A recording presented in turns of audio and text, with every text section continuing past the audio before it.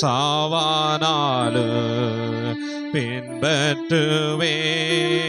நன்மை வந்து இல்லாதிருந்து என்னையும் நேசித்த என் இயேசுநாதா, நன்மை வந்து இல்லாதிருந்து என்னையும் நேசித்த என் இயேசுநாதா, என் ஜீவனானாலு சாவானாலு பின்பற்றுவேன். என் ஜீவனானாலு சாவானாலு பின்பற்றுவேன். திறப்பில் நிற்க தவறினேனே, தேசமழியாமல் காத்திடவே. திறப்பில் நிற்க தவறினேனே, தேசமழியாமல் காத்திடவே. ஜெப ஆவி ஊற்றி பரிதபிக்க செய்தே, ஜெப ஆவி ஊற்றி பரிதபிக்க செய்தே.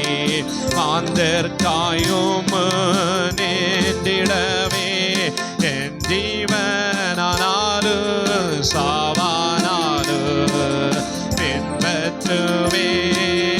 என் ஜீவனானாலு சாவானாலு பின்பற்றுவேன்.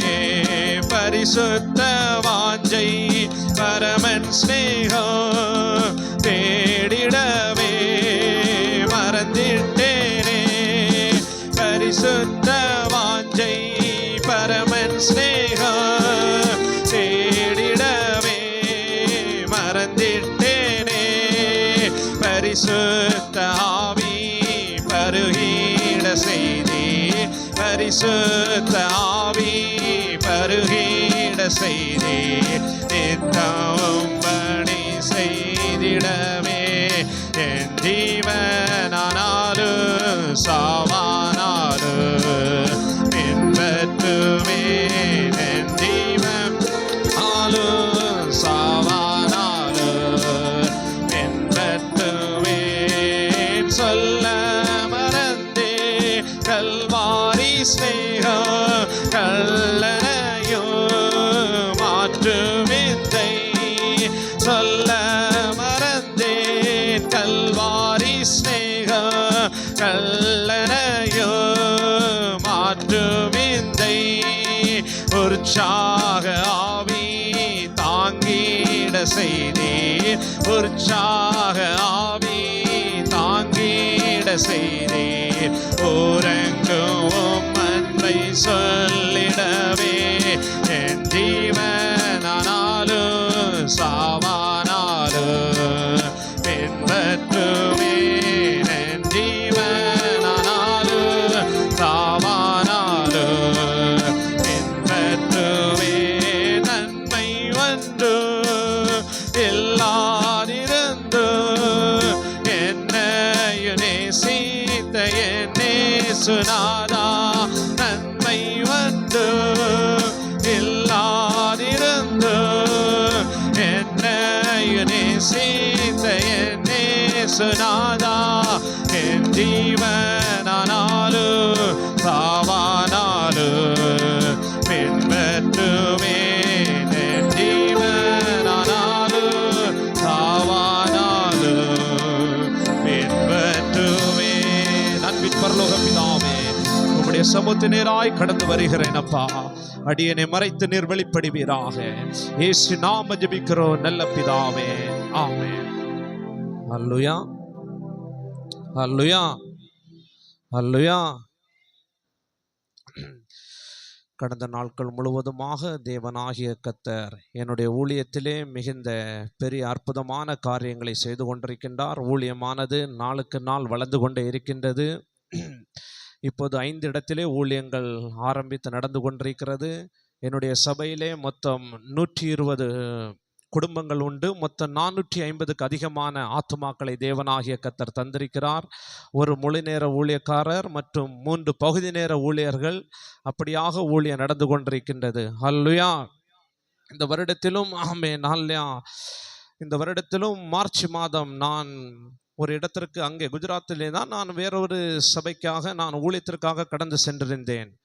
அப்பொழுது என்னுடைய உடன் ஊழியக்காரர்களிடத்திலே ஊழியத்தில் உள்ள பொறுப்பை எல்லாம் கொடுத்து விட்டு அன்றைக்கு தான் 2 நாள் உபவாச ஜெபம் நடத்துவதற்காக ஒரு இடத்துக்கு நான் கடந்து போயிருந்தேன். அப்பொழுது அன்றைக்கு சாயங்காலம் ஒரு 4 மணி இருக்கும், எனக்கு ஃபோன் வந்தது. மார்ச் மாதம் நடந்த ஒரு சம்பவம். அப்போ சொன்னார்கள், இப்படி சபையிலே பக்கத்தில் இருக்கிறவர்கள் நிறைய சாதனங்களை எல்லாம் அடித்து உடைத்து விட்டார்கள். அதிலே அந்த நேரம் சபையிலே கொஞ்சம் வேலை நடந்து கொண்டிருந்தது. சுற்றி காம்பவுண்டு கட்டக்கூடிய அந்த வேலை நடந்து கொண்டிருந்தது. அப்போ அதற்காக அந்த கல் இதெல்லாமே நாங்கள் சாதனை எல்லாமே போட்டிருந்தோம்.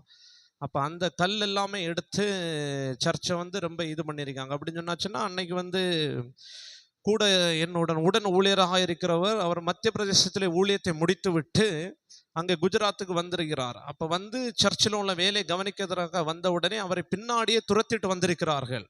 அப்போ அவர் யோசித்து சர்ச்சில் வந்தாச்சுன்னு சொன்னாச்சுன்னா ஒரு பிரச்சனை இல்லைன்னு சொல்லிட்டு, அப்போ வந்த உடனே அவரை பயங்கரமாக அடித்தார்கள். அதிலே வேலை செய்துட்டு இருந்த நிறைய விசுவாசிகளுக்கு பயங்கரமான காயங்கள், சர்ச்சிலே நிறைய பொருட்களை அவர்கள் சேதம் பண்ணினார்கள். அப்படியாக அந்த நாட்களிலே கொஞ்சம் பயங்கரமான போராட்டங்கள், பயங்கரமான பிரச்சனைகள் அதை சந்திக்க நேரிட்டது. ஆனாலும் தேவனாகிய கர்த்தர் கைவிடாமல் அந்த எல்லா காரியத்திலும் தேவனாகிய கர்த்தர் ஜெயத்தை தந்தார். அல்லேலூயா. அது மட்டும் இல்லாமல் கடந்த ஜூலை மாதம் 2 முறை, ஒரு முறை நான் பைக்கிலே போய் கொண்டிருக்கும் பொழுது ஒரு பயங்கரமான ஆக்சிடென்ட் நடந்து அதிலிருந்து நான் தப்பித்தேன். எனக்கு உடம்பில் எந்த ஒரு காயம் இல்லை. அதுக்கடுத்து ஜூலை மாதம் அதே மாதிரி திரும்ப நடந்தது. ஆனாலும் ஒரு சேதம் இல்லாமல் தேவனாகிய கர்த்தர் கண்மணி போல பாதுகாத்து கொண்டு வந்திருக்கின்றார். அங்கே ஆரம்பத்தில் இருந்த மாதிரி சூழ்நிலைகள் இல்லை. ஊழியம் செய்வதிலே மிகுந்த கஷ்டம். எந்த ஒரு வீடுகளுக்கு நாங்கள் சென்று சுவிசேஷம் சொல்ல முடியாது. வெளியிலே நாங்கள் ஓப்பனிங் மீட்டிங் நடத்த முடியாது. வீடு விசிட்டிங்கள் பண்ண முடியாது. ஒரு வீட்டுக்கு போய் நாங்கள் ஏதாவது சபைக்கு வார ஒரு வீட்டுக்கு நாங்கள் போய் ஏதாவது ஜெபம் நடத்தினேன்னு சொன்னாச்சுன்னா, அந்த ஊர் தலைவர் அந்த மாதிரி இருக்கவங்கள்ட்ட போய் நாங்கள் பெர்மிஷன் கேட்கணும். அவங்களுக்கு கொடுத்தாதான் நாங்கள் போய் அங்கே ஊழியம் பண்ண முடியும். அந்த பெர்மிஷன் எடுக்கும் போது அந்த ஊர் தலைவருக்கு நாங்கள் சுவிசேஷத்தை சொல்லி புரிய வைக்கணும். அப்படி பண்ணி தான் ஊழியத்தை பண்ண முடியும். மற்ற மாதிரி வெளிகளிலே எந்த ஒரு இடத்துலையுமே முன்ன இருந்ததை விட மிகுந்த பயங்கரமான நெருக்கம், பயங்கரமான போராட்டம். ஆனாலும் இது எல்லாவற்றையும் தாண்டி தேவனாகிய கர்த்தர் ஊழியத்தை நேர்த்தியாய் நடத்தி கொண்டிருக்கின்றார். எல்லா ஞாயிற்றுக்கிழமைகளிலும் 2 ஆராதனைகள் நடைபெறும். முதல் ஆராதனை 7 மணிலிருந்து 9 மணி வரை, இரண்டாவது ஆராதனை 10:15 1 மணி வரை. அதில் 2 இடத்துல சண்டே ஸ்கூல் நடக்கும். காலை 9 மணிலிருந்து 10 மணி வரை சண்டே ஸ்கூல் உண்டு. இடைநாட்களில் எல்லாமே ஜெபங்கள் நடந்து கொண்டிருக்கின்றது. சபையிலே அனுதினமும் விசுவாசிகள் குறைந்தது ஒரு 30-35 பேர் குறைந்தது டெய்லி காலமே சாயங்காலம் ஜெபம் பண்ணிட்டே இருப்பாங்க. ஒரு சபை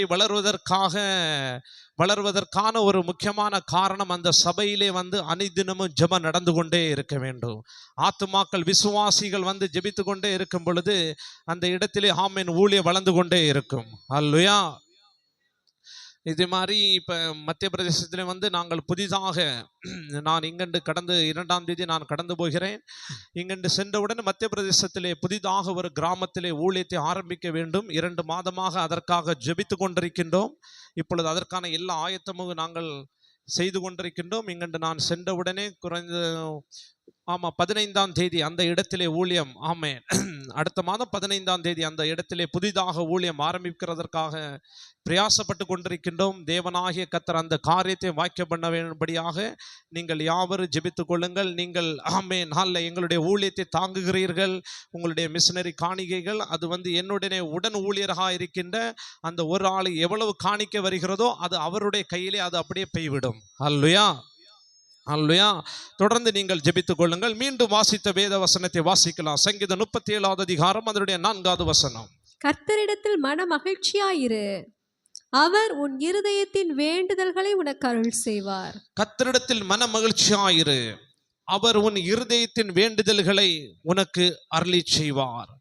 ஒரு மனிதன் அவன் ஆண்டவரிடத்தில் எப்பொழுது மன மகிழ்ச்சியாக இருக்க முடியும்? வேதத்தில் சொல்லப்பட்டிருக்கிறது, கர்த்தரிடத்தில் மன மகிழ்ச்சியாயிரு, அவர் உன் இருதயத்தின் வேண்டுதல்களை உனக்கு அருளி செய்வார்.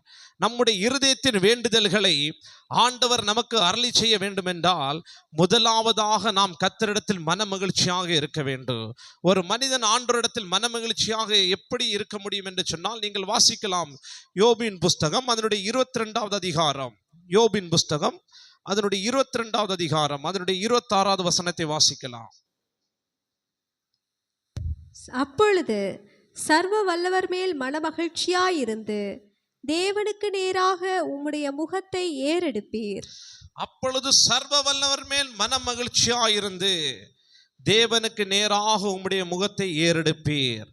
நாம் சர்வ வல்லவராகிய தேவனிடத்தில் நாம் மனமகிழ்ச்சியாக இருக்க வேண்டும் என்று சொன்னால், அந்த யோபு 22ஆம் அதிகாரம் அதனுடைய 21வது வசனத்திலிருந்து 23வது வசனம் வரை நிறைய காரியங்கள் சொல்லப்பட்டிருந்தது. அந்த வேதபதியை வாசிக்கலாம். 21 அவரோடே பழகி சமாதானமாயிரும், அதனால் உமக்கு நன்மை வரும். அவர் வாயினின்று பிறந்த வேத பிரமாணத்தை ஏற்றுக்கொண்டு அவர் வார்த்தைகளை உம்முடைய இருதயத்தில் வைத்துக்கொள்ள வேண்டுகிறேன். நீர் சர்வ வல்லவரிடத்தில் மனம் திரும்பினால் திரும்ப கட்டப்படுவீர், அக்கிரமத்தை உமது கூடாரத்துக்கு தூரமாக்குவீர். முதலாவதாக நாம் ஆண்டவரிடத்தில் மனமகிழ்ச்சியாக இருக்க வேண்டும் என்று சொன்னால், யோபு 22 அதனுடைய 21வது வசனத்தில் சொல்லப்பட்டிருக்கிறது, நீர் அவரோடு பழகி சமாதானமாயிரும், அதனாலே உமக்கு நன்மை வரும். நாம் ஆண்டவரிடத்தில் மனமகிழ்ச்சியாக இருக்க வேண்டும் என்று சொன்னால் முதலாவதாக நாம் ஆண்டவரோடு நெருங்கி பழக வேண்டும். இன்றைக்கு நாம் ஆவிக்குரிய ஆராதனைக்கு நாம் வந்து கொண்டிருக்கின்றோம், ஆவிக்குரிய சபையிலே நாம் ஆராதித்து கொண்டிருக்கின்றோம். ஆனாலும் நம்முடைய நெருக்கங்கள், நம்முடைய ஐக்கியங்கள், நாம் பழகிறது எந்த மனிதரோடு நாம் பழகி இருக்கிறோம்? நாம் உலக பிரகாரமான மனிதரோடு, உலகத்துக்கு ஏற்ற காரியங்களோடு நாம் செயல்பட்டு கொண்டிருந்தோமானால் நாம் ஆண்டவரோடு நெருங்கி பழகவே முடியாது. அல்லேலூயா, அல்லேலூயா. இன்றைக்கு நாளிலே ஆராதனைக்கு எத்தனையோ வாய்ப்புகள் இருக்கிறது. ஆனால் ஜனங்களுக்கு ஆராதிக்க ரொம்ப கடினமா இருக்கு. இன்னைக்கு என் சபையில ஆராதனைக்கு, ஞாயிற்றுக்கிழமை ஆராதனைக்கு 40-45 கிலோமீட்டர் தூரத்துல ஜனங்க வருவாங்க. 45 கிலோமீட்டர் தூரத்துல வருவாங்க, 30 கிலோமீட்டர்ல வருவாங்க. சபையில 10:15 ஆராதனை சொன்னாச்சுன்னா 10:15 ஆராதனை தொடங்க முன்னாடியே ஃபுல் சபையுமே நிரம்பிடும். எல்லா ஞாயிற்றுக்கிழமை ஆராதனையும் குறைஞ்சது 250 பேர் இருப்பாங்க. அல்லேலூயா. அதே மாதிரி எந்த ஒரு சபைக்கு எடுத்த எந்த ஒரு காரியத்தை சொன்னாலும் ஜனங்க மிகுந்த உற்சாகமா செயல்படுவாங்க. ஜனங்க மிகுந்த உற்சாகமா செயல்படுவாங்க. நான் அடிக்கடி யோசிப்பேன். நான் பெருஞ்செலம்பு சபையில் நான் சின்னதாட்டு இருக்கும் பொழுது, நான் பெருஞ்செலம்பு சபையில் நாங்கள் அங்கே அந்த சபைக்கு போகிறது உண்டு. அப்போ அங்கே அந்த சபையில் உள்ள அநேக காரியங்களை நான் மிகுந்த மனப்பூர்வமாக செய்கிறது உண்டு. சபை சர்ச்சை பெருக்கியது, பாய் போடியது, அந்த மாதிரி அநேக காரியங்களை செய்யறது உண்டு. ஆனால் இன்றைக்கு என்னுடைய ஊழியத்தில் நான் பார்க்கும் பொழுது, என்னுடைய ஊழியத்தில் நான் ஒரு தலைமை பொறுப்பில் இருக்கும் பொழுது எனக்கு முன்னாடி அந்த மாதிரி காரியங்கள் எல்லாமே நடக்கும். அல்லேலூயா, அல்லேலூயா. நாம் கர்த்தருக்காக எந்த ஒரு காரியத்தை செய்தாலும் அதற்கான பிரதிபலனை தேவனாகிய கர்த்தர் நம்முடைய வாழ்க்கையிலே கட்டளையிடுவார். அல்லேலூயா. அதை நாம் காணாவிட்டாலும் நம்முடைய பிள்ளைகள், நம்முடைய சந்ததிகள் அதை காணும். அல்லேலூயா. வேதத்தில் சொல்லப்பட்டிருக்கிறது, நாம் ஆண்டவரிடத்தில் மனமகிழ்ச்சியாக இருக்க வேண்டும் என்று சொன்னால் முதலாவது அவரோடு நெருங்கி பழக வேண்டும். நீங்கள் வாசிக்கலாம் 1 கொரிந்தியர் அதனுடைய 1வது அதிகாரம் அதனுடைய 9வது வசனத்தை வாசிக்கலாம். 1 கொரிந்தியர் 1வது அதிகாரம் அதனுடைய 9வது வசனம். தம்முடைய குமாரனும் நம்முடைய கர்த்தருமாய் இருக்கிற இயேசு கிறிஸ்துவுடனே ஐக்கியமாய் இருப்பதற்கு உங்களை அழைத்த தேவன் உண்மை உள்ளவர். தேவனாகிய கர்த்தரோட ஐக்கியமாக இருப்பதற்கு நாம் ஆண்டவரிடத்தில் எப்படி மனமகிழ்ச்சியா இருக்கிறோம் என்பது நமக்கு எப்படி தெரியும் என்று சொன்னால், நாம் அவரோடு பழகி நாம் அவரோடு ஐக்கியமாக இருக்கும் பொழுதுதான் நமக்கு தெரியும் நாம் கர்த்தரோட மனமகிழ்ச்சியாக இருக்கிறோம் என்று சொல்லி. அல்லேலூயா. இன்னைக்கு நம்முடைய ஐக்கியங்கள், நம்முடைய பழக்க வழக்கங்கள், நம்முடைய நெருக்கங்கள், நம்முடைய உறவுகள் எல்லாம் எப்படி இருக்கிறது? இன்னைக்கு என்னுடைய சபையில எல்லாம் நிறைய காரியங்களை நிறைய காரியங்களை நான் பாஸ்டர்கிட்ட கற்றுக்கொண்ட நிறைய காரியங்கள் உண்டு. அல்லாமல் நான் பைபிள் காலேஜில் கற்றுக்கொண்ட நிறைய காரியங்கள் உண்டு. அப்படி நிறைய காரியங்களை நான் சபையில் நான் முயற்சி பண்ணுவேன். அப்போ அந்த காரியங்கள் எல்லாத்தையும் ஆண்டவர் வாக்கியம் பண்ணுவார். நான் வந்து ஆண்டி இறந்த டைம் வந்து என்னால் வர முடியலை. நான் அதற்கான மிகுந்த பிரயாசப்பட்டேன். அப்போ வந்து நான் கழிந்த முறை அவங்க நல்லா இருக்கும் பொழுது வரும்பொழுது அடிக்கடி அவங்கள கூட இருந்து பேசுவேன். அப்போ அவங்க என்கிட்ட சொன்ன ஒரு காரியம், பிரகாஷ் பிள்ளை வந்து நீ வந்து சபை வளரணும்னு சொன்னாச்சுன்னா எந்த ஒரு வியாதியஸ்தராக இருந்தாலும் ஹாஸ்பிட்டலுக்கு போய் சொல்லக்கூடாது, சபையில் கூப்பிட்டு உட்கார வச்சு ஜெபம் பண்ணணும். அப்போ வந்து அந்த நேரம் வந்து நான் யோசித்தேன் எப்படின்னு சொல்லிட்டு. மற்ற மாதிரி ஜெபிக்கிறது உண்டு. அப்போ வந்து பயங்கரமான வியாதியஸ்தர்களை கொண்டுருவாங்க. அப்போ இந்த மாதிரி வியாதியாட்டம் இருக்குன்னு சொன்னாச்சுன்னா நான் உடனே அதை வந்து நான் வந்து அதை முயற்சி பண்ணி பார்த்தேன். ஒரு கோமா ஸ்டேஜில் உள்ள ஒருத்தங்களை கொண்டு வந்தாங்க. கோமா ஸ்டேஜ், கை கால் எதுவுமே அசையாது, சபையில் கொண்டு அப்படியே படுக்க போட்டிருக்கு. அப்போ வந்து ஆண்டி சொன்ன அந்த வார்த்தை வந்து எனக்கு ஞாபகமாக இருக்குது. பிரகாஷ் இல்லை நீ வந்து ஊழியம் கண்டிப்பாக வளரும், நீ வியாதியஸ்தரில் சபையில் உட்கார வச்சு ஜெபம் பண்ணணும்னு சொல்லிட்டு விசுவாசிங்களை கூப்பிட்டு உட்கார வச்சு ஜெபம். அது கண்டினியூவாட்டு ஒரு 2 நாள் 3 நாள் ஒரு வாரம் அப்படியே நடந்து, அப்படியே சரீரத்தில் அசைவில்லாத சரீரத்தில் வந்து ஆண்டவர் வந்து வல்லமே கிரியை செஞ்சார். அப்படியே பேச முடியாத அந்த ஆள் வந்து அப்படியே ஒரு வாலிப பையன் ஆக்சிடென்ட் ஆனது, எழும்பி உட்கார்ந்து சேர்ல உட்கார்ந்துருக்கான், பேசுறான், சாப்பிடுறான். அல்லேலூயா அல்லேலூயா. அப்ப இந்த அற்புதம் எல்லாத்தையும் வந்து மற்ற ஜனங்கள் பார்க்கும் பொழுது அவங்க வந்து மற்ற ஜனங்கள்கிட்ட போய் சொல்லுவாங்க, இப்படி உங்களுக்கு ஏதாவது பிரச்சனை இருக்கா, ஏதாவது வியாதியாட்டு இருக்கா, நீங்க வாருங்க. அல்லேலூயா. இன்னைக்கு வந்து நம்முடைய வாழ்க்கையில் ஆண்டவர் எவ்வளவோ அற்புதத்தை செஞ்சிருக்காரு. நாம வந்து எவ்வளவோ சாட்சி சொல்ல முடியும். இன்னைக்கு வந்து நம்ம யோசிக்கிறோம், வெளியில போய் சுவிசேஷம் சொன்னாச்சுன்னா என்ன நினைப்பாங்க என்னன்னு சொல்லிட்டு. என்னை பொறுத்தவரை நான் யோசிக்கிறதான், எங்க நார்த் இந்தியாவில் இருக்கிற மாதிரிப்பட்ட போராட்டம் தமிழ்நாடுக்குள்ள இதுவரையிலும் கிடையாது. ஆனா கொஞ்சம் நெருக்கம் இருக்கு, அந்த அளவு நெருக்கம் கிடையாது. கிட்டத்தட்ட நார்த் இந்தியாவில் இந்த ஆகஸ்ட் மாதம் வரையிலுமே 600 ஊழியக்காரங்களை வந்து ஜெயிலில் போட்டிருக்காங்க. என்னுடைய கணக்கின்படி, எனக்கு தெரிஞ்ச விவரத்தின்படி 600 ஊழியக்காரங்க. ஏராளமான சர்ச்சுகளை உடைச்சிருக்காங்க. இப்போ வந்து சத்தீஸ்கர்ல எல்லாம் வந்து ஊழியமே பண்ண முடியாது. ஆராதனை சொன்னாச்சுனாலே வந்து அடிதடி தான் அங்கே நடக்கும். அங்கே உத்தரகாண்டில், யூபி உத்தரப்பிரதேஷ் உத்தரகாண்டில் அங்கே வந்து ஆலயம் இருக்கு, ஜனங்க ஆராதிக்க வர முடியாது. வருஷத்துக்கு 3-4 தடவை நான் போவேன். நான் வந்து ஜூலையில் அங்கே உத்தரகாண்டுக்கு போக வேண்டிய சூழ்நிலை. ஆனால் சொல்லிட்டாங்க, பாஸ்டர் நீங்கள் வராதுங்க, இங்கே வந்தாச்சுன்னா உங்களை பிடிச்சி உள்ளே போட்டுருவாங்க. அல்லேலூயா. ஜனங்க பிரயாசப்படுறாங்க தேவனுடைய வார்த்தையை கேட்பதற்கு. ஆலயம் இருக்கு, ஆனால் ஒன்றுமே பண்ண முடியாது. அல்லேலூயா அல்லேலூயா. வீடுகளில் இருந்து ஆராதிச்சாச்சுன்னு சொன்னாச்சுன்னா அது வேற பிரச்சனை. வீடுகள் ஆராதிக்கும் பொழுது அந்த ஆராதனை பக்கத்து வீட்டில் வந்து சத்தமே கேட்கக்கூடாது. பக்கத்தில் வந்து சத்தம் கேட்டாச்சுன்னா அது பிரச்சனை. அப்படி ஏகப்பட்ட நெருக்கங்கள். அல்லேலூயா.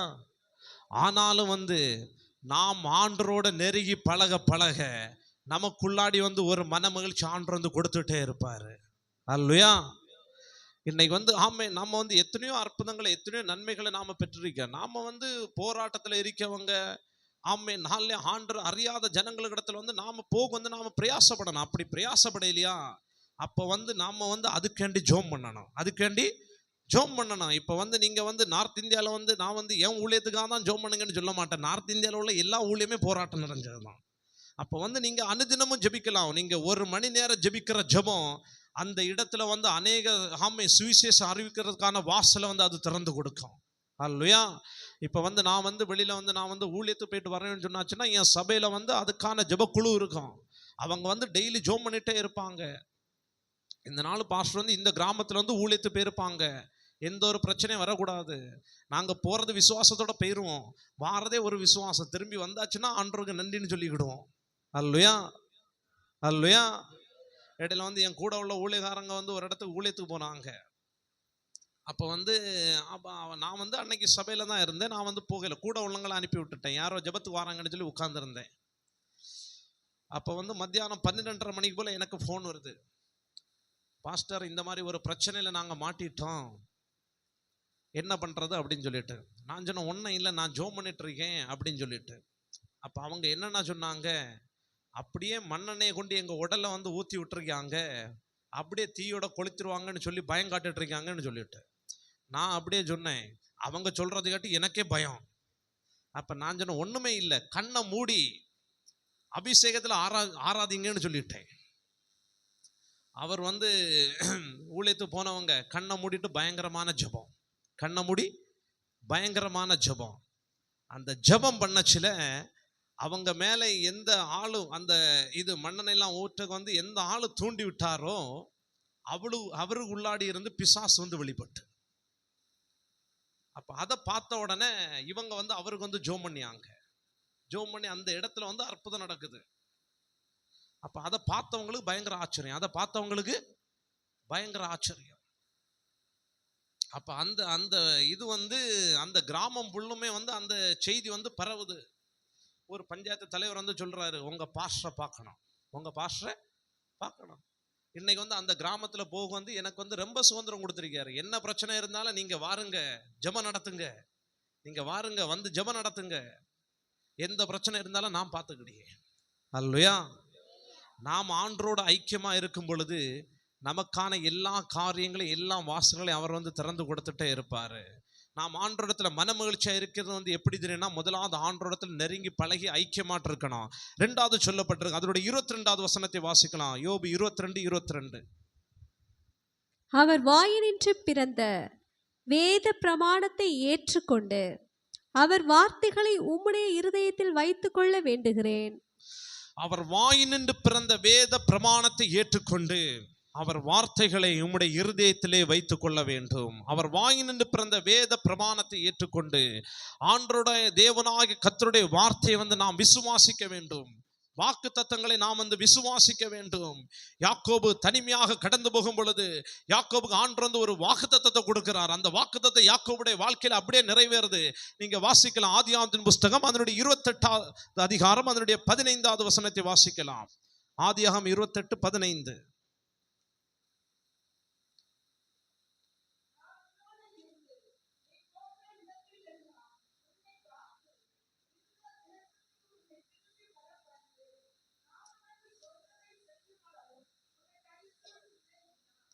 நான் உனக்கு சொன்னதை செய்யும் அளவும் நான் உன்னை கைவிடுவது இல்லை என்றார். நான் உனக்கு சொன்னதை செய்யும் அளவோ யாக்கோபு தனிமையாக போகிறான். அப்பொழுது ஆண்டவராகிய கர்த்தர் வந்து யாக்கோபுக்கு வந்து ஒரு வாக்குத்தத்தத்தை கொடுக்கிறார். நான் உன்னோடு இருந்து நீ போகிற இடத்திலெல்லாம் உன்னை காத்து இந்த தேசத்துக்கு உன்னை திரும்பி வர பண்ணுவேன். நான் உனக்கு சொன்னதை செய்யும் அளவு உன்னை கைவிடுவதில்லை என்றார். இன்றைக்கு வந்து நம்மளை குறித்து ஆண்டவர் வந்து ஒரு வாக்குத்தத்தத்தை சொல்லியிருக்கிறாரா, வாக்குத்தத்த வசனத்தை கொண்டு ஆண்டவர் வந்து பேசுறாரா, அந்த வசனத்தை வந்து நாம விசுவாசிக்கணும். அந்த வசனத்தை வந்து நாம விசுவாசிக்கணும். ஏன்னு சொன்னாச்சுன்னா ஆண்டவருடைய வசனத்துல வந்து வல்லமை உண்டு, அது ஜீவன் உள்ளது, அது ஜீவன் உள்ளது. அந்த வார்த்தையை விசுவாசிக்கும் பொழுது அந்த வார்த்தை நம்முடைய வாழ்க்கையில வந்து அது அற்புதத்தை காண அது வந்து கிருபை செய்யும். அல்லேலூயா. இன்னைக்கு வந்து என்னுடைய சபையில எல்லாம் வந்து நாங்க வந்து நிறைய வாக்குத்தத்த வசனத்தை சொல்லி நான் ஜெபம் பண்றது உண்டு, விசுவாசிங்களுக்கு சொல்லி கொடுக்கறது உண்டு. அங்க வந்து என்னுடைய சபையில எல்லாமே வந்து நான் ஆதிவாசி மக்கள் மத்தியில தான் ஊழியம் பண்ணிட்டு இருக்கேன். இப்ப நான் அங்க போய் ஊழியம் பண்ணனால அந்த இடத்துல வந்து எனக்கு வந்து ஒரு எவ்வளோ பிரச்சனை இருக்கு. ஒரு பக்கம் வந்து நான் மதம் மாற்றேன்னு சொல்லி அநேக பிரச்சனை வந்தாலும் ஒரு ஜனத்தார் வந்து சொல்றாங்க, இவர் இந்த இடத்துக்கு ஊழியத்துக்கு வந்தனால எங்களுடைய வாழ்க்கை எல்லாமே வந்து நல்லதா மாறிட்டுன்னு சொல்லிட்டு அவங்களுடைய எல்லா அந்த ஆடை கலாச்சாரம், ட்ரெஸ் கலாச்சாரம் அது எல்லாத்தையுமே மாத்தினேன். அங்க வந்து பிள்ளைங்களுக்கு எல்லாருமே வந்து 15 வயசுல மேரேஜ் நடக்கும். அந்த 15 குழந்தைகள் திருமணம் இதை வந்து நான் வந்து தடை பண்ணேன். தடை பண்ணி எல்லாருமே படிக்கணும், எல்லாருமே படிக்கணும். ஒரு இடத்துக்கு வந்து சுவிசேஷம் போகிறதுனால அந்த இடத்துல உள்ள இருளான அனுபவங்கள் மாறும், இருளான அனுபவங்கள் மாறும். ஜனங்க வந்து வெளிச்சத்தை கண்டு கொண்டிருக்காங்க. அப்ப அந்த பிள்ளைங்களுக்கு வந்து படிக்க வந்து நாங்க சொல்லி கொடுத்து நானே ஸ்கூல்ல போய் அட்மிஷன் பண்ணுவேன். எல்லா பிள்ளைங்களும் போய் படிங்கன்னு சொல்லிட்டு. இங்க உள்ள ஸ்கூல் மாதிரி எல்லாம் அங்க இருக்காது. அவங்க ஸ்கூல்ல படிச்சுட்டு வந்தாச்சுன்னா அடுத்து நாங்க உட்கார்ந்து அவங்களுக்கு நாங்க வந்து டியூஷன் எடுக்கணும். அல்லேலூயா, அல்லேலூயா. இங்கண்டு நான் அதே இடத்துல அங்க போய் நான் ஹிந்தி குஜராத்தி படிச்சு அங்க உள்ள பிள்ளைங்களுக்கு வந்து நான் டியூஷன் எடுக்கிறேன். அல்லேலூயா, அல்லேலூயா. அதுவும் ஒரு தேவ கிருபை, அதுவும் ஒரு தேவ கிருபை. அது வந்து ஆண்டவர் அந்தந்த நேரத்துல எந்தெந்த சூழ்நிலை வருமோ அது எல்லாத்தையும் ஆண்டவர் வந்து கரெக்டா நேர்த்தியா நடத்தி கொண்டு போயிட்டே இருப்பாரு. அப்ப வந்து ஆரம்பத்துல வந்து அந்த திருமணத்தை எல்லாம் வந்து தடை பண்ணி நேரம் பயங்கரமான பிரச்சனை நடந்து, அப்ப அதுக்கு அடுத்து கொஞ்சம் கொஞ்சமாட்டு பிள்ளைங்க வந்து படிக்க தொடங்கினதுக்கு அப்புறம் ஸ்கூலுக்கு போறது அந்த மாதிரி வாரதெல்லாம் இது பண்ணச்சுல அவங்களுக்கு வந்து ஆச்சரியம். இவங்க சர்ச்சுக்கு போற பிள்ளைங்க எல்லாருமே வந்து நல்ல ட்ரெஸ் பண்ணியாங்க, நல்ல ஸ்கூல்ல படிக்காங்க, நல்ல ஒழுக்கமா இருக்காங்க, அப்ப எங்க பிள்ளைங்களை இதே மாதிரி மாறணும் அப்படின்னு சொல்லிட்டு. அல்லேலூயா, அல்லேலூயா. ஒரு சுவிசேஷம் போகிறதுனால ஒரு உள்ளான மனிதனுக்குள்ளாடிய மாற்றம் புறமான மனிதனுக்குள்ளாடியும் மாற்றத்தை உண்டு பண்ண முடியும். இன்னைக்கு வந்து என்னுடைய சபையில வந்து கிட்டத்தட்ட வந்து இந்த வருஷம் ஒரு 3-4 பிள்ளைங்களுக்கு நர்சிங் காலேஜில் நான் அட்மிஷன் பண்ணியிருக்கேன். 2-3 பையன்மாருக்கு வந்து இன்ஜினியர் காலேஜில் நான் அட்மிஷன் போட்டிருக்கேன். அது இன்ஜினியர் காலேஜ் ஆரம்பமாயிட்டு, நர்சிங் காலேஜ் அடுத்த மாதம் ஆரம்பமாகன்னு நினைக்கிறேன். அப்போ வந்து அவங்களுக்கே ஆச்சரியம், இதெல்லாமே இவ்வளோ தூரம் எங்களுக்கு வந்து சொல்லித்தர யாருமே இல்லை, எங்களுக்கு இதெல்லாமே தெரியாதே அப்படின்னு சொல்லிட்டு அவ்வளோ நாங்கள் பிரயாசப்படுவோம். டெய்லி எங்கள் சர்ச்சில் வந்து எல்லா நாளும் வந்து படிக்கிற எல்லா பிள்ளைங்களுக்கு வேண்டிய ஜெபம் நடக்கும். அங்கே வந்து அதுலேயும் ஒரு விஷயம் எப்படி இருக்குன்னு சொன்னாச்சுன்னா அது பயங்கரமான இருக்கும். அங்கே வந்து அந்த ஊர் வழக்கத்தின்படி பிள்ளைங்க வந்து நடந்து போச்சுன்னா வந்து பிள்ளைங்களை கடத்திட்டே போயிடுவாங்க. அது வந்து யாருமே வந்து அதை கண்டுபிடிக்கவே முடியாது. இப்போ வந்து ஏதாவது ஒரு பிள்ளைங்களை வந்து யாருக்காவது பிடிச்சிருந்தாச்சுன்னா அப்படியே தூக்கிட்டு போயிடலாம். அப்போ அவ்வளவு அந்த மாதிரி பயங்கரமான அந்த பிரச்சனை இது எல்லாத்தையும் தாண்டி ஒரு புதிய காரியத்தை செய்யும் பொழுது பயங்கரமான போராட்டம் வரும். இன்னைக்கு வந்து அந்த இடத்துல வந்து ஆண்டவர் வந்து ஒரு பயங்கரமான வல்லமையாட்டு பயன்படுத்திட்டு இருக்காரு. அதையும் தாண்டி நான் யோசிப்பேன், இதெல்லாம் எப்படி நடக்குது, நான் கொஞ்சம் கூட யோசித்து நான் இதெல்லாம் பண்றதுன்னு நான் முயற்சி பண்ணதே யோசித்ததே கிடையாது, இப்படியெல்லாம் நடக்குமான்னு சொல்லிட்டு. இன்னைக்கு வந்து சபையில வந்து அனுதினமும் வந்து 30-35 பேர் ஜெபத்துக்கு வருவாங்க. டெய்லி காலமா வந்து 5 மணிலேருந்து 6 மணி வரை ஜெபம் நடக்கும். டெய்லி சாயங்காலம் வந்து 7:30 மணிலேருந்து 9:30 மணி வரை ஜெபம் நடக்கும். நான் அங்க இருந்தனோ இல்லையோ அந்த ஜெபம் கண்டினியூவாக நடக்கும் டெய்லி. அதுக்கடல உபவாச ஜெபம், இந்த மாதிரி ஜெபம் எல்லாம் நடக்கும். வெளியே ஊழியங்கள், அதே மாதிரி நிறைய பேருக்கு வந்து ஆண்டவர் அறியாத கிராமத்துக்கெல்லாம் வந்து நாங்கள் போவோம். ஒரு பக்கம் பயங்கரமான எதிர்பார்த்து இருக்கோம், என்னால் நாங்கள் போய் சுவிசேஷத்தை எப்படியாவது ஜனங்களுக்கு சொல்லணும். அந்த இடத்துல போய் சொல்லுவோம். அங்கே நாங்கள் எங்கள் சர்ச்சில் இருக்க பிள்ளைங்களை கூட்டிகிட்டு போவோம், பிள்ளைங்க பையன்மார் எல்லாரையும் கூட்டிகிட்டு போய் சொல்லுவோம், நீங்கள் உங்கள் சாட்சியை சொல்லுங்கள், நீங்கள் எப்படி இருந்தீங்க, இன்னைக்கு வந்து ஆண்டவர் அறிஞ்ச பிறகு உங்கள் வாழ்க்கை எப்படி மாறுது, எந்த மாதிரி படிக்கிறீங்க, இதெல்லாம் சொல்லுங்கன்னு சொல்லுவோம். அப்போ இதெல்லாம் சொல்லச்சில வந்து அங்குள்ள ஜனங்களுக்கு வந்து ஒரு பக்கம் பயங்கரமான விரோதமாட்டு இருக்கும். ஆனால் இப்படியெல்லாம் நடக்கணும்னு சொல்லச்சில அது எங்களுக்கு வந்து கொஞ்சம் அனுகூலமாட்டு இருக்கும் சுவிசேஷம் சொல்லுக்கு. அல்லேலூயா, அல்லேலூயா. இன்னைக்கு வந்து நான் அடிக்கடி யோசிப்பேன், ஆண்டவர் வந்து இப்படியெல்லாம் பயன்படுத்துவாரான்னு சொல்லிட்டு. ஆனால் அதான் நம்ம வந்து நம்முடைய வாழ்க்கையை வந்து நம்ம ஆண்டவர் கையில் ஒப்பு கொடுத்து ஆண்டவர் கொடுத்த வாக்குத்தத்த வசனத்தை விசுவாசிக்கும் பொழுது அந்த வசனம் நம்முடைய வாழ்க்கையில வந்து கிரியை செய்யும். அல்லேலூயா. ஏன்னா ஆண்டவர் அனுப்பின வார்த்தை வந்து அது வறுமையாட்டு கடந்து வரவே செய்யாது. ஒரு ஆளை குறித்து ஆண்டவர் ஒரு வாக்குத்தத்தத்தை சொல்றாரா, ஒரு வாக்குத்தத்த வசனத்தை குடிக்காரா, அந்த வாக்குத்தத்த வசனத்தை வச்சு ஜெபம் பண்ணிட்டே இருக்கணும்.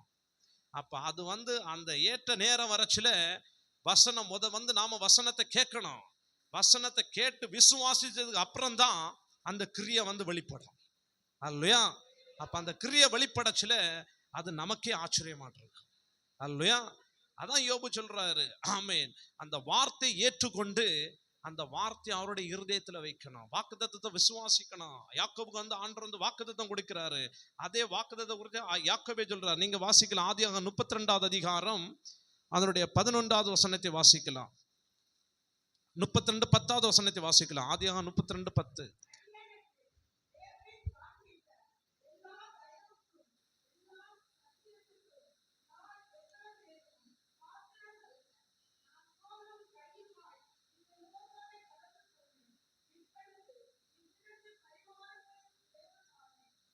அதான் யாக்கோபு ஆண்டவர் கொடுத்த அந்த வாக்குத்தத்த வசனத்தை யாக்கோபு அப்படியே விசுவாசிச்சான்.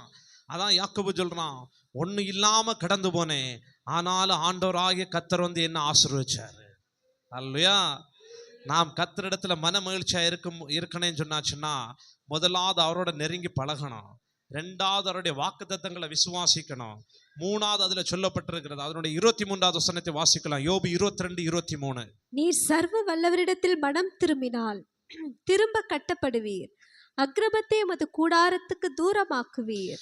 நீர் சர்வ வல்லவரிடத்தில் மனம் திரும்பினால் திரும்ப கட்டப்படுவீர், அக்கிரமத்தை உமது கூடாரத்துக்கு தூரமாக்குவீர். 3வதாக நாம மனம் திரும்பணும். அல்லேலூயா, அல்லேலூயா. ஒரு மனுஷன் அனுதினமும் மனம் திரும்பணும். நாம வந்து உலகத்துல வாழ்ந்துட்டு இருக்கோம், நம்முடைய வாழ்க்கையில சின்ன சின்ன பிரச்சனைகள் தப்பிதங்கள் இதெல்லாம் வந்துட்டே இருக்கும். இப்போ என்னுடைய ஊழியத்தில் வந்து நான் வந்து கூட ஊழியக்காரங்களை வச்சு விசுவாசிகள் எல்லாரும் வச்சு நான் நடத்திட்டு இருக்கேன்.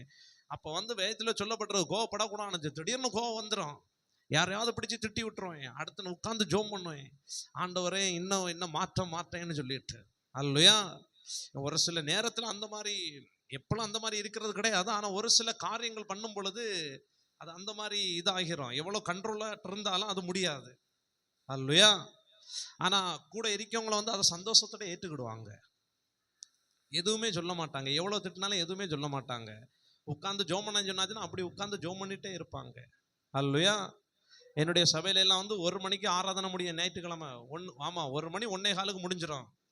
2:30 மணி வரை ஜனங்க ஜெபம் பண்ணங்க நிற்பாங்க. அது 2:30 மணி வரை ஜெபம் நடக்கும். எல்லாருக்கும் தனித்தனியாக ஜெபம் பண்ணியது, ஆலோசனை குடிக்கிறது, அந்த மாதிரி. அது முடிச்சுட்டு சாயங்காலம் வந்து ஏதாவது ஒரு கிராமத்தில் வந்து ஒரு வீட்டில் வந்து நாங்கள் ஜெபம் நடத்துவோம். அப்படி ஒரு நாள் காலமாக வந்து கிட்டத்தட்ட காலமாக 7 மணிக்கு ஊழியம் ஆரம்பிச்சாச்சுன்னா எங்கள் ஊழியம் முடியாது நைட்டு 12 மணி ஆகும். அல்லையா, அதுக்கிடையில வந்து மாசத்துல 2-3 தடவை போலீஸாரங்க தேடி வருவாங்க. இவர் வந்து அங்க போய் இந்த ஆளை மதம் மாற்றிட்டு இருக்காரு அப்படி இப்படின்னு பிடிக்குது. அடுத்து ஏதாவது பிரச்சனை வரும், ஊருக்காரங்க பிரச்சனை பண்ணுவாங்க. அதுல ஏதாவது விசுவாசிங்க சொல்லுவாங்க, பாஸ்டர் உங்க சபைக்கு வந்தனால எங்களை ஊரை விட்டே ஒதுக்கி வச்சுட்டாங்க.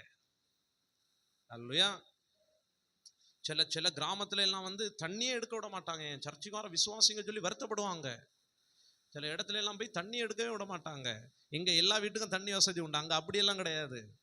கிட்டத்தட்ட ஒரு கிராமத்துல வந்து கிட்டத்தட்ட ஒரு 40-50 குடும்பம் இருக்குன்னு சொன்னாச்சுன்னா அந்த ஊர்ல ஒரே ஒரு கிணறு மட்டும்தான் இருக்கும், ஒரே ஒரு அடுப்பம்பு. ஆமா, அது மட்டும்தான் இருக்கும். அப்ப இப்படிப்பட்டவங்க போறாங்கன்னு சொன்னாச்சுன்னா அந்த கிணத்துல தண்ணி குறை விட மாட்டாங்க, தண்ணி குடிக்க கூடாது. ரொம்ப கஷ்டப்படுவாங்க. அல்லையா, ஆனா எல்லா சூழ்நிலைகளையும் வந்து ஆண்டவர் வந்து மாத்திட்டே இருக்காரு. இன்னைக்கு வந்து நாம வந்து மனம் திரும்பணும். ஒரு மனுஷன் ஆண்டவர் இடத்துல மனமகிழ்ச்சியா இருக்கணும்னு சொன்னாச்சுன்னா மனம் திரும்பணும். நீங்க வாசிக்கலாம் ஆதியாகமத்தின் புஸ்தகம் அதனுடைய 4வது அதிகாரம் அதனுடைய 7வது வசனம். ஆதியாகமம் 4:7 படிங்க. நீ நன்மை செய்தால் மேன்மை இல்லையோ, நீ நன்மை செய்யாதிருந்தால் பாவம் வாசற்படியில் படுத்திருக்கும். நீ நன்மை செய்தால் உனக்கு மேன்மை இல்லையோ, நீ நன்மை செய்யாவிட்டால் பாவம் வாசற்படியிலே படுத்திருக்கும். அல்லையா, இன்னைக்கு வந்து ஆமை நம்மளை அறிஞ்சோ அறியாமை அநேகமான தப்பிதமான காரியங்கள் நம்முடைய வாழ்க்கையில நடக்கும். பாவம் வாசற்படியில படுத்துருங்க. வாசற்படின்னு சொன்னாச்சுன்னா இந்த கதவருக்கு அந்த மாதிரி வாசம், அதுவும் ஓகே. வாசற்படி நம்முடைய வாய், நம்முடைய கண்ணு, நம்முடைய காது, நாம் எதை பேசக்கூடாதோ, எதை பார்க்க கூடாதோ, எதை கேட்க கூடாதோ, இதெல்லாத்தையும் நமக்கு வந்து கேட்டுட்டு இருக்கோம். நாம வந்து மனம் திரும்பணும். அதுக்கு அடுத்து சொல்லப்பட்டிரு, அக்கிரமத்தை உமது கூடாரத்தை விட்டு தூரமாக்குவீர். அதான் சங்கீதத்தில் சொல்லப்பட்டிருக்கு. சங்கீதம் 66:18 சொல்லப்பட்டிருக்கு, என் இருதயத்தில் அக்கிரம சிந்தை கொண்டிருந்தேன், ஆனால் தேவனாகிய கர்த்தர் எனக்கு செவி கொடார். அல்லையா, நாம் ஆண்டவரிடத்துல மனமகிழ்ச்சியா இருந்து அவர் நம்முடைய வேண்டுதல்களை நமக்கு அருளன்னு சொன்னாச்சுன்னா அக்கிரம சிந்தை நம்மை விட்டு விலகணும். நீங்க படிங்க சங்கீதம் 66:18.